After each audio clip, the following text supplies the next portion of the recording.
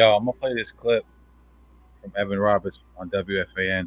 Oh, I fuck with Evan. I fuck with Evan and Tiki. Shout out to both. No, yeah. They're funny, yo. They have a good show. They have a good show. Evan is and Evan got shade that goofy ass bit. I don't know. I know he got the Pete Alonso bet going on, but that shit. I guess he's dying it now. I guess he's dying it. That's his way out of the bet or whatever. Anyway, yeah, I like him and Tiki show, but Evan is a Nets fan, and respectfully, Evan, I know you troll. Evan's becoming a little bit of a Knicks troller. You know what I'm saying? A lot of his shit he says is tongue in cheek. I know he's a Nets fan, but let me play this clip, and I want your thoughts on this. He's talking about the Knicks and their chances in the Eastern Conference. Team than a championship caliber team or old championship caliber team in Golden State. That's a great win. That's a battle. The war is on, and Anunoby needs to be healthy. And when it's not really a maintenance stay. He's going to miss multiple games. I'll admit, I don't know what that means. That could mean almost exactly where they were a month ago. They deserve a ton of credit for the way they have survived all I'm this. Saying is that you, as a Knicks fan, you have to be ecstatic for that. Oh, you have to be ecstatic you're winning, but not ecstatic that you got a setback on OG Anunoby last night. That's my point. That's why last night overall was not a good day. Because what you did is you won the battle last night against the Warriors, but you may lose the war. You still have your principal. You still have your general. You still have Jalen Brunson. Tiki, let's be blunt. Let's be blunt. Can this team go on a run without Anunoby and Randall? A playoff run? Yeah. No. Okay, well, that's it.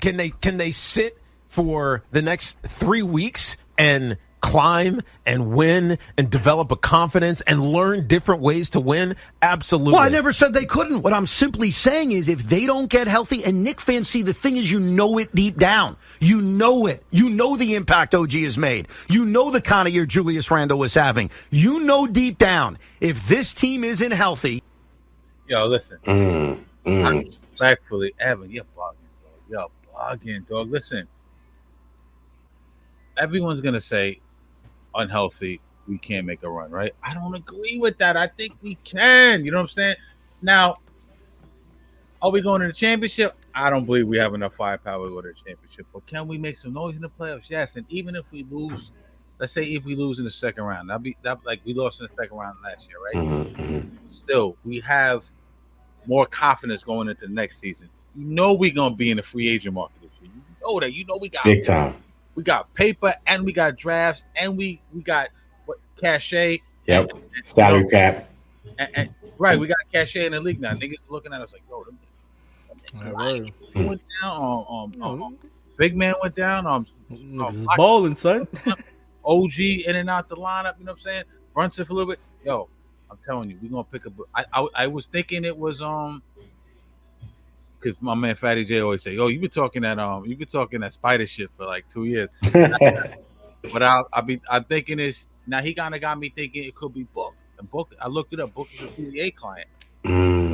Books, huh? Phoenix gonna let him go. I don't know what it would take, but you never know. We're gonna land a big fish here. But my point is this: we can make a run this fucking year. I don't give a fuck because we are solid defensively. Yes. Up and down the lineup, with the exception of maybe Bogdan, but even Bogdan is feeling the energy. You know what I'm saying? Yeah. And like I said, we're well coached, and with Jalen Brunson, anything's fucking fine. Boogeyman. I know he's not Jordan. I get it. I understand. Damn, he a baller, my dude. Yo, he's a big time baller, man. And remember a couple months ago, we were saying the Knicks don't got an A1 guy. He is an A1. Everybody would love to have a Jalen Brunson on their team right now. Everybody.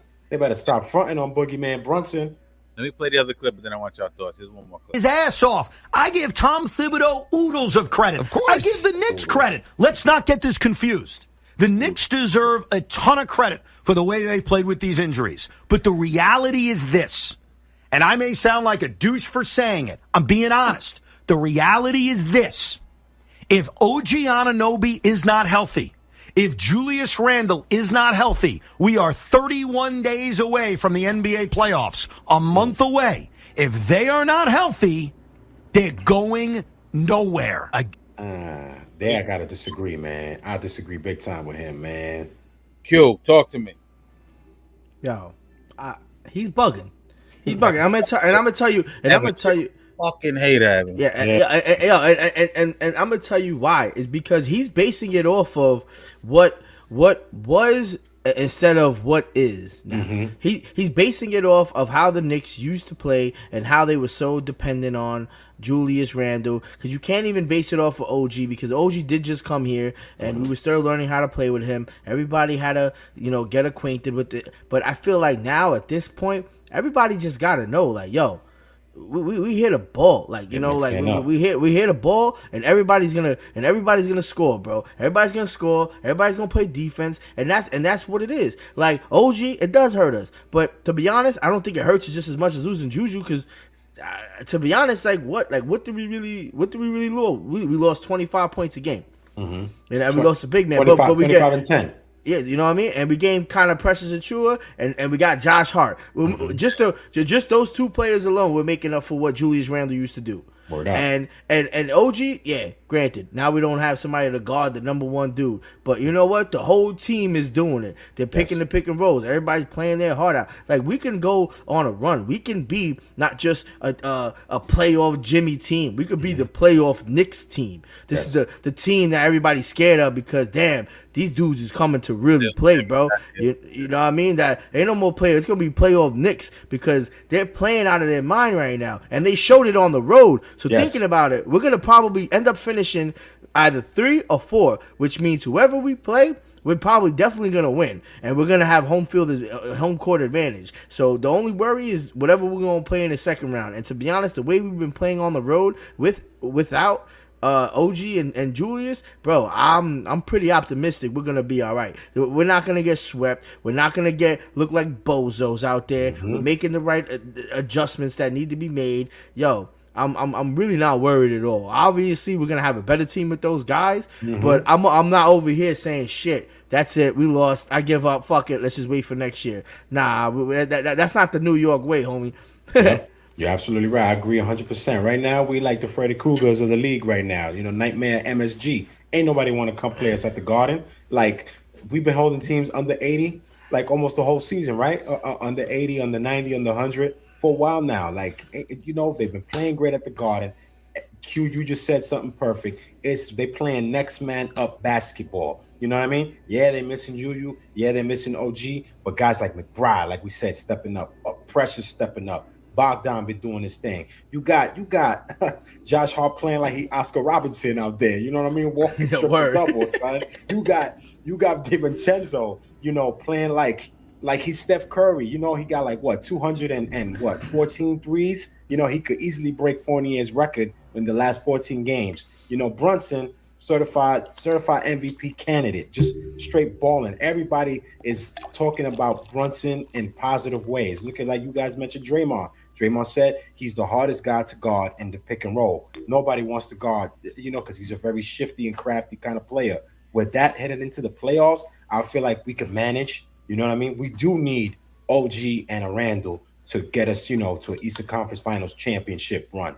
I'm not going to lie about that. But to get past the first and second round, I feel like we good, man. We good where we at, because we're playing next band ball, and they're playing great together. Great spacing, great transition D. Remember in the beginning of the year, I was like, these guys ain't playing transition D. But now they're playing great transition D. They look for each other. They trust each other. You know what I mean? They pick up for each other's slack. You know what I mean? You see them talking on the court. The camaraderie of this team is different than I've seen for the Knicks in a long time. Since, I guess, like the 90s, mid-90s, late 90s Knicks teams. You know what I mean? And I'm loving it, man. And it's like Q just said, I ain't worried about a thing. I ain't worried about a goddamn thing. They better be worried about us. I ain't worried about nothing. I ain't worried about nothing. I ain't worried about nothing. Shit, I ain't worried about nothing.